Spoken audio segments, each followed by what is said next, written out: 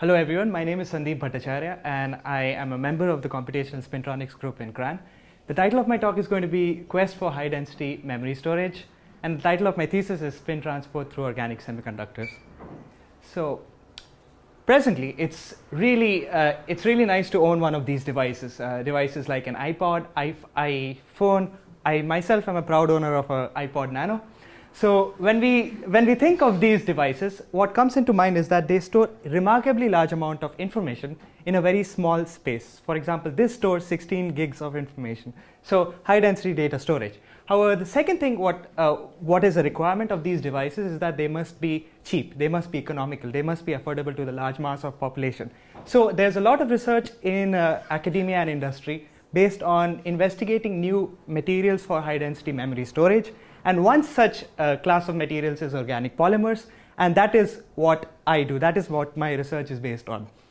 So the simplest memory element in any devices like iPod and iPhone looks like this. It is a spin valve. It basically consists of two ferromagnetic layers sandwiching a central spacer material, which is around 5 to 10 nanometer of these nasty looking organic molecules.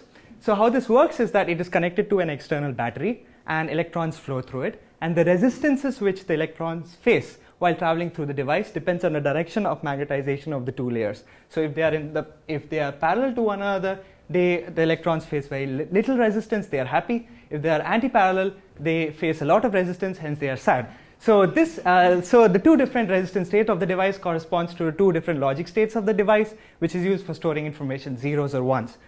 Why this device works is because of a quantum mechanical property of an electron known as its spin. It is somewhat similar to the Earth revolving around its own axis. So what do I actually do? This is a snapshot from my everyday work in the office. As you can see, my life is quite exciting.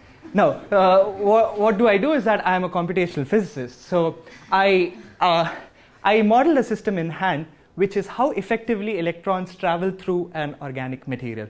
So I work on simple model systems. I perform a set of mathematical calculations which go by this fancy name of Monte Carlo simulations, together with a very powerful tool in the field of computational material science known as density functional theory for predicting the property of materials.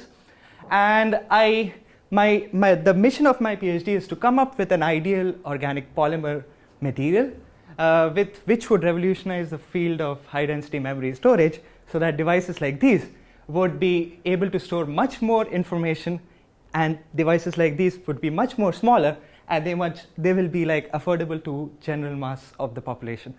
This is the final slide. It's a quote from Richard Feynman, which I plagiarized from Arlene's presentation, and it's his reference to nanotechnology. Thank you.